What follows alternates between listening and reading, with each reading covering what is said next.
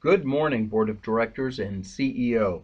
Our organization has valuable information that must be protected, not only to fulfill legal obligations for which disclosure would bring large financial penalties, but also for the ongoing vitality and stability of the organization.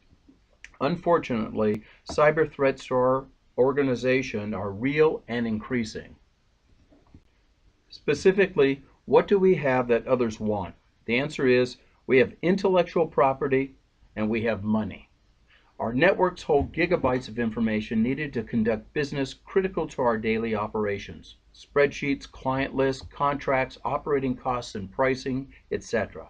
Most of that information has little value if it were randomly stolen and marketed to other organizations outside our industry. But it is valuable to us because we need it to conduct business. If bad guys held our information for ransom, how much would we pay to get it back just to avoid the delay and complexity of restoring our networks? There is a second category of our information that is small but incredibly valuable. For example, human resources has everyone's social security, medical records, and direct deposit banking information. Our sales group has client credit card information. There is a vast underground market for stolen information. If that information were breached, we would be responsible under state and federal laws for the consequences, including fines and sanctions. There is a third category of information we hold that is the lifeline and the future of our organization: our intellectual property and our proprietary processes. That category includes all of our proprietary inventions, processes, and future plans. While there are laws in the United States that make it a felony to traffic stolen trade secrets information, enforcement does not extend to countries where we have competitors. There are many ways to attack our systems and attempt to gain entry. We could also be targeted by hacktivists because of some dispute they have against one of our company affiliations. Information regarding the CEO and board political affiliations and contributions is publicly available. Here's a real example.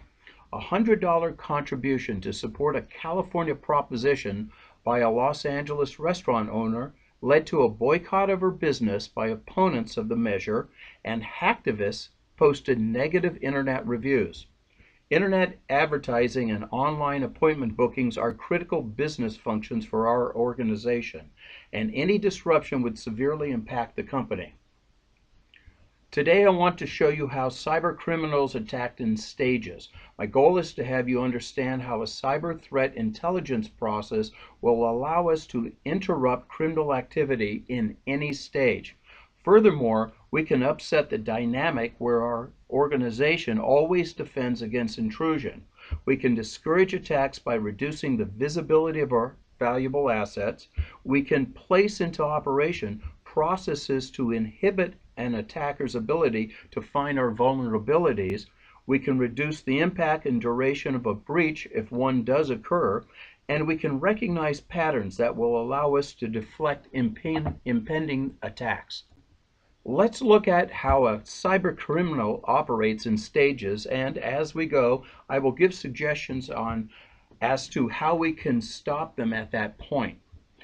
In the same way a thief prowls around a neighborhood discreetly checking for unlocked doors and windows, cyber criminals are always probing, checking the security of our systems.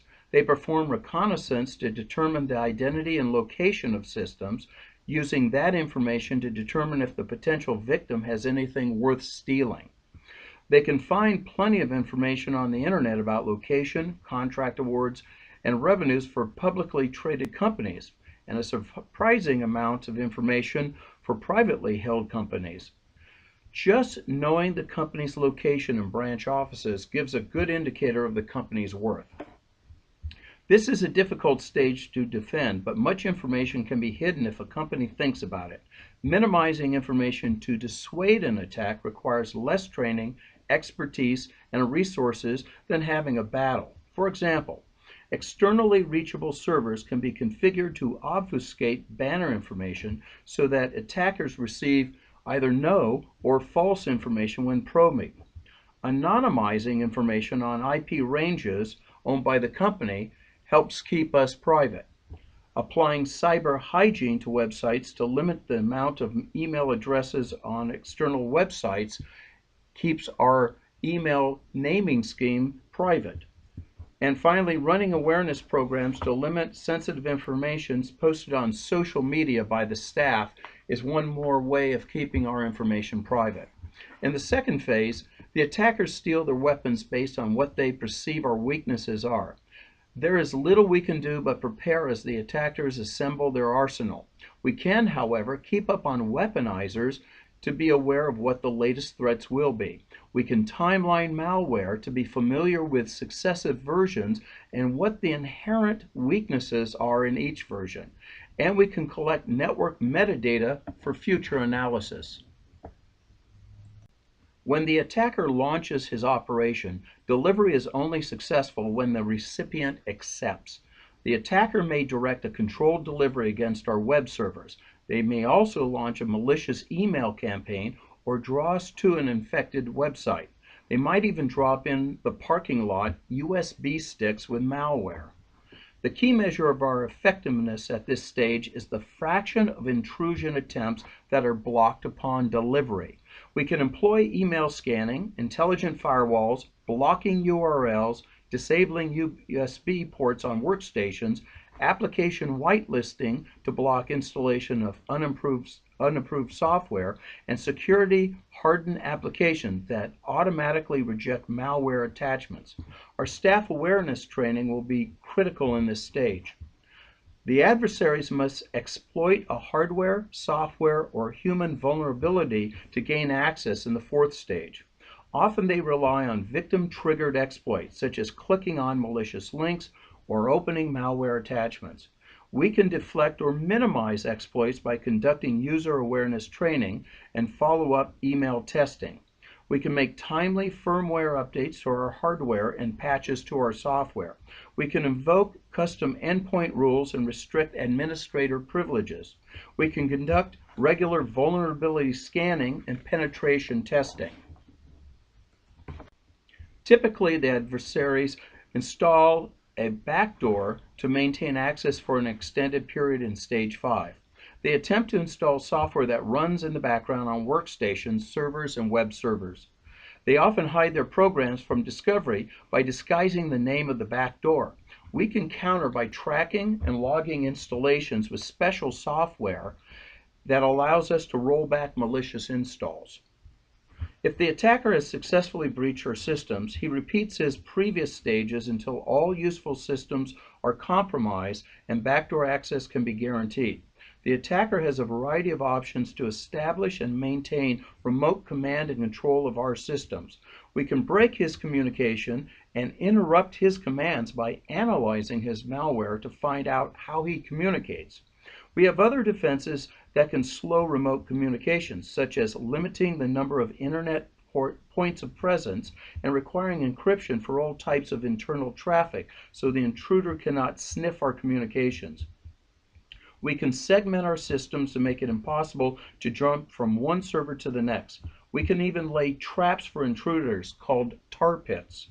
One way to keep up with the attacks is for us to study open source information about new ways of command and control strategies. If the adversary has made it this far, we have serious work to expel him. The longer they have control of our systems in this stage, the greater the impact. If undetected, they can wait and study how we operate and whether we have other valuable data. They can steal information or surreptitiously modify data. They can interrupt our business and even destroy data. Countermeasures here must be tailored to the nature of our activities. We would first want to avoid service interruptions and then focus on theft of intellectual property. Here we can scan outbound network traffic to detect data exfiltration, unauthorized credential use, and other anomalous traffic patterns. We can employ data at rest encryption schemes, and we can utilize data vaults for storing critical data. Pre-planning for this worst-case scenario will increase our effective response and decrease the time necessary to expunge the attacker. We can establish an incident response team and playbook, including an executive engagement and communications plan. We can have forensic agents pre-deployed to endpoints for rapid triage.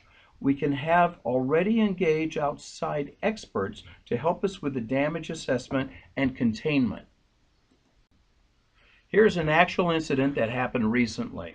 After pioneering a jetting service that is highly unique and very profitable, we employed a person to analyze the resultant profitability reports. After a few months, he left our company and founded a competing company. We have learned through his website that his company offers an identical service. Since his departure, calls for our special jetting service have dropped 80%. We believe that he illegally took customer lists and process specifications when he left our employment.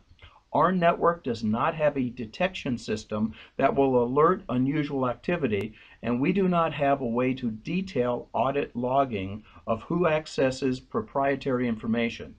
Our attorney has advised us that we have a weak case due to poor monitoring. I have made my case for adoption of a cyber threat intelligence program. Let me restate the 6 important benefits cyber threat intelligence will offer. Data loss prevention and monitoring attempts by outsiders to gather intelligence about our network architecture. Data breaches. The sooner a breach is detected, the smaller the impact is on our organization. Incident response. Intelligence provides the organization with rapid response guidance in the event of a breach because we will know more about the magnitude of breach, the methods employed to perform the breach, and the ability to identify the compromised systems. Threat analysis. Our ability to detect threats will be enhanced as we come to understand the attack patterns and the attacker's tactics, techniques, and procedures. A threat analysis offers insights into the necessary defense mechanisms and other measures that we will require. Data analysis. A thorough analysis of data collected will help us discover additional information regarding the threat, such as the attacker's motives and the assets which are persistently attacked. Threat intelligence sharing. By sharing threat information with others in the industry, our organization can gain awareness about the existence of other threats. Ultimately, the goal of cyber threat intelligence is to advise the board, executive leaders, and our management staff so they can make better decisions and they can address the potential risk to the organization. A cyber threat intelligence plan is a formal undertaking that will require planning, resources, funding, and support from the executive leaders. Its benefits are cost-effective and allow the senior decision makers to make better decisions for the welfare of the organization. I thank you for your attention.